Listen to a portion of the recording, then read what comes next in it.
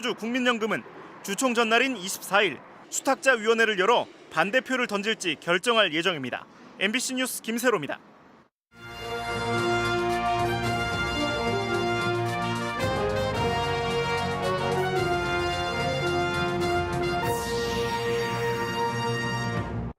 서울에선 3선 국회의원을 지낸 국민의힘 이해운 전 의원이 충북지사 선거에 가세했습니다. 청주로 이사해 다음 주 예비 후보로 등록하겠다며 도전을 공식화했습니다. 청주시장 선거에서 대형 복합 쇼핑몰 유치가 쟁점으로 떠올랐습니다. 소상공인 생존권과 소비자 선택권 사이에서 예비 후보들의 행보가 주목받고 있습니다.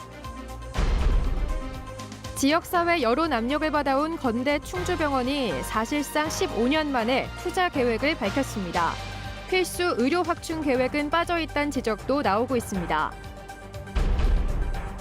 윤석열 대통령 당선인의 청와대 개방 불똥이 옛 대통령 별장 청남대로 튀고 있습니다. 관람객이 줄까 봐 충청북도가 전전긍긍하고 있습니다. 시청자 여러분 안녕하십니까? 계속해서 뉴스데스크 충북입니다. 충청북도가 발표한 오늘 코로나19 발생 현황부터 알아보겠습니다. 신규 발생 확진 환자는 8,555명입니다. 지역별로는 청주 1,947명, 충주 2,101명, 제천 536명, 단양 198명, 음성 959명, 괴산 280명, 진천 932명, 증평 620명, 보은 251명, 옥천 491명, 영동 240명이 확진됐습니다. 충북 누적 환자는 27만 557명, 누적 사망은 10명 늘어 344명입니다. 서울 서초갑에서 3선을 지낸 국민의힘 이해운 전 국회의원이 충북의 경제통이 필요하다며 충북도지사 도전을 공식화했습니다. 지역 내 인사들에게 맡겨온 도정도 발상을 전환할 시점이라고 다른 주자들과 차별화했습니다. 신병관 기자입니다. 충북도지사 출마설이 끊이지 않았던 이해운 전 국회의원이 충북을 찾아 기자들에게 직접 입장을 밝혔습니다.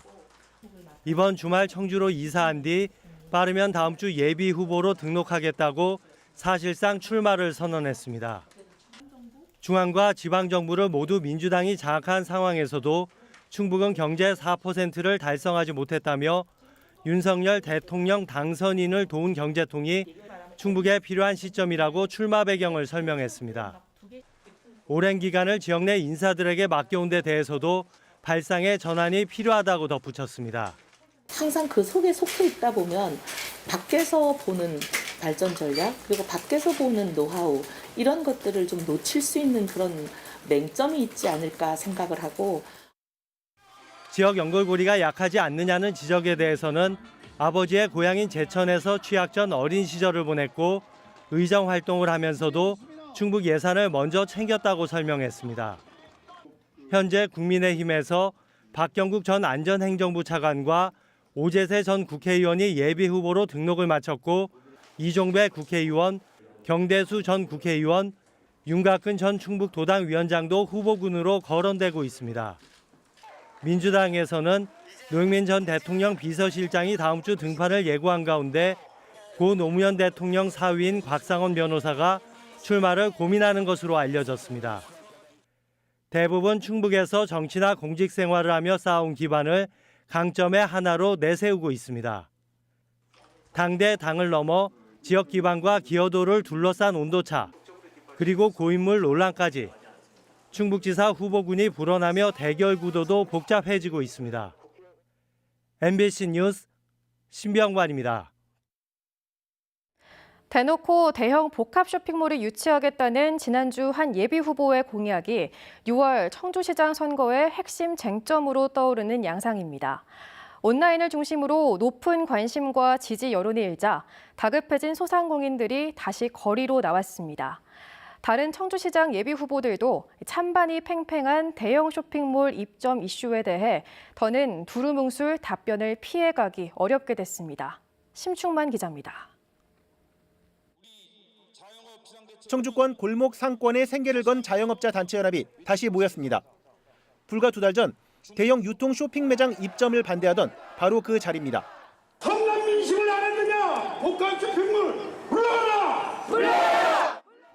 대형 쇼핑몰을 유치하겠다는 한 예비 후보의 공약이 일주일 만에 온라인에서 관심과 지지를 받자 다급한 마음에 다시 나서야 했습니다.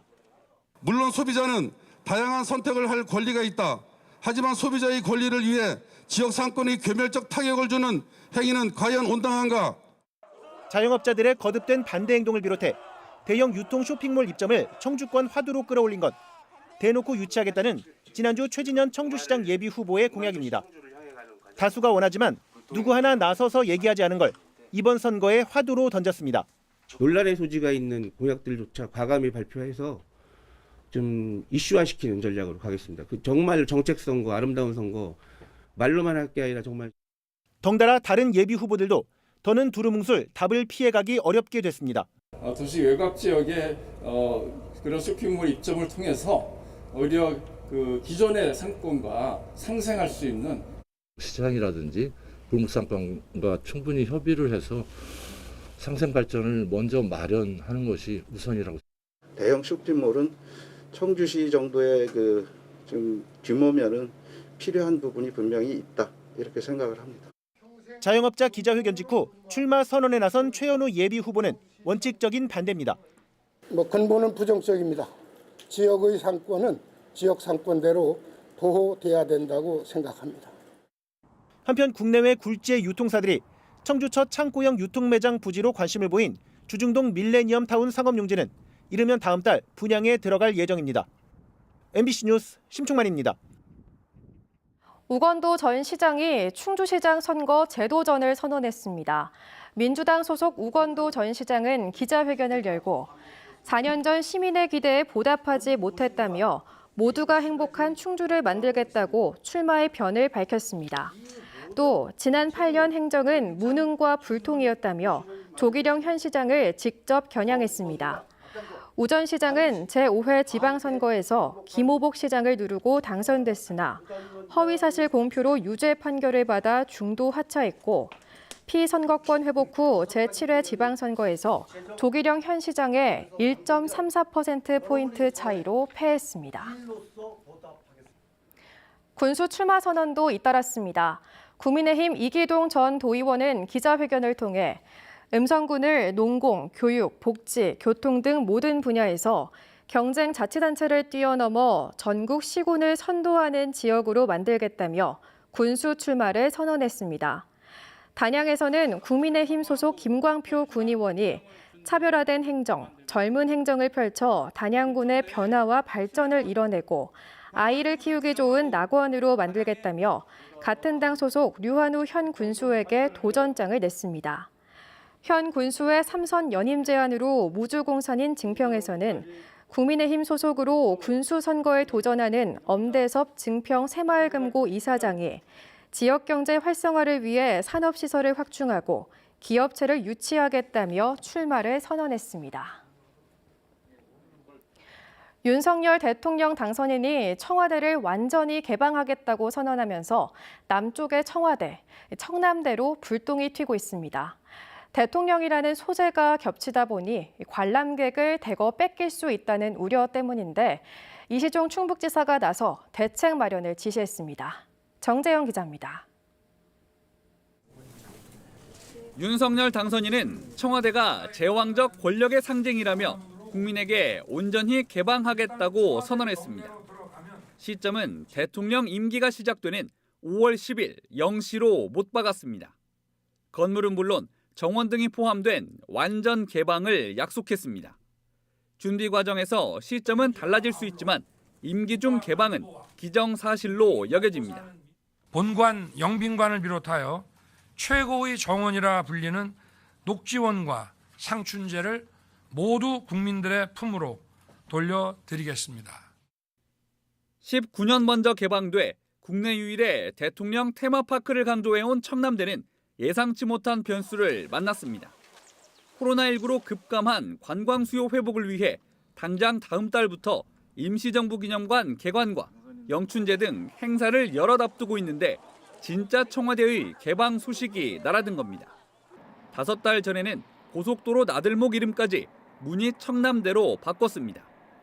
청남대는 역대 대통령 5명이 머물던 옛 대통령 별장으로 당시 흔적은 물론 이용했던 건물과 산책로, 시설물이 남아있어 그동안 베일에 쌓여있던 궁금증을 해소하는 역할을 해왔는데 특히 제 뒤로 보이는 대통령 기념관은 청와대를 간접 체험할 수 있도록 본관을 본떠 만든 미니 청와대로 핵심 관람 시설 중에 하나입니다. 내부엔 실제와 똑 닮은 국무회의장, 대국민 연설장 등 체험 공간도 마련돼 있습니다. 청와대가 개방되면 사실상 대체제였던 청남대의 역할이 줄어 타격이 우려되는 건데 관람객들의 의견은 엇갈립니다. 영향 안 받죠. 청와대는 그 궁정동 일부 그쪽에 사실 그거 1시간 거리도 안 돼요. 걷는 게. 청와대를 비슷하게 만들어가지고 저희가 궁금해서 온 건데 원래 청와대를 열게 된다고 하면은 여기 올 사람들이 아마도 그냥 청와대를 가는 게 훨씬 더 신기하고 더 재밌는. 이시종 충북지사는 청와대 개방 발표 하루 만에 간부들에게 대책 마련을 지시했습니다.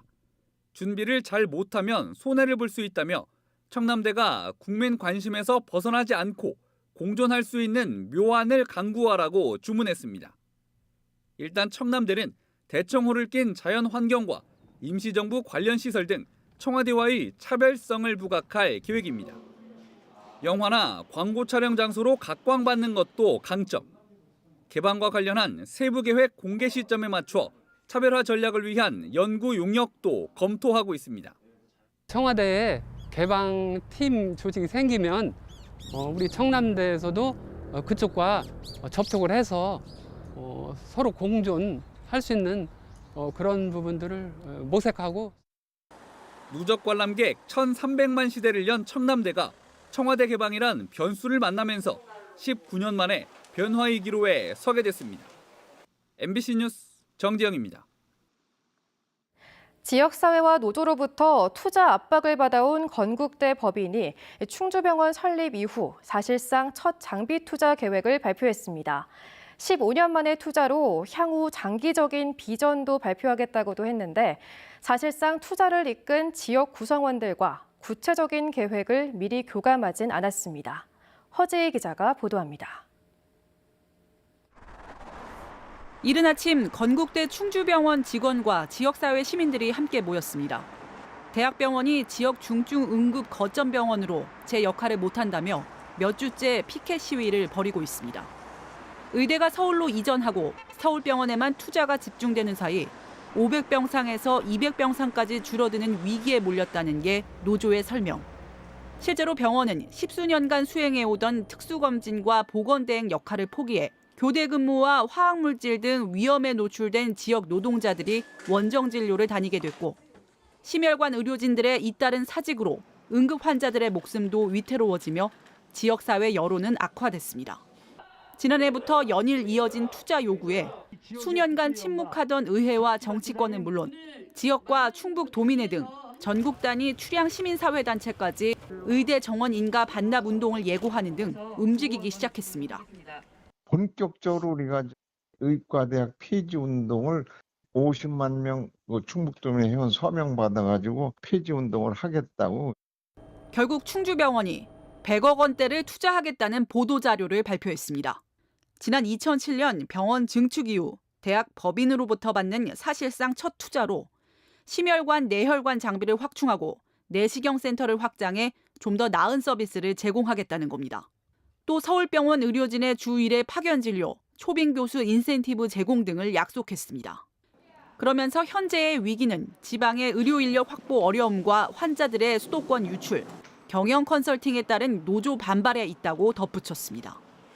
하지만 이런 계획은 어디에 얼마나 투입하겠다는 건지 구체적 언급 없이 사전에 병원 구성원들에게 알리지 않은 채 발표됐고 무엇보다 현재 지역이 필요한 고위험 산모와 신생아, 재활 등 필수 의료 확충 계획은 빠져 있습니다. 저희 구성원과 특히 노조하고는 전혀 어떤 대화 없이 일방적 진행으로 지금 하고 있습니다. 그리고 발전 방향 속에 이 시민들을 위한 이 건대병원 투자 방향이나 이런 것들은 좀 빠져 있는 것 같습니다. 이에 대해 병원 측은 법인이 올해 안에 병원 재도약을 위한 장기 비전을 발표해 지역사회에서 신뢰받는 의료기관으로 거듭날 것이란 의지를 밝혔습니다. 사실상 방치 수준이라고 지적받던 지역 의료 환경 개선에 얼마나 구체적 투자가 이어질지 향후 행보에 관심이 집중되고 있습니다.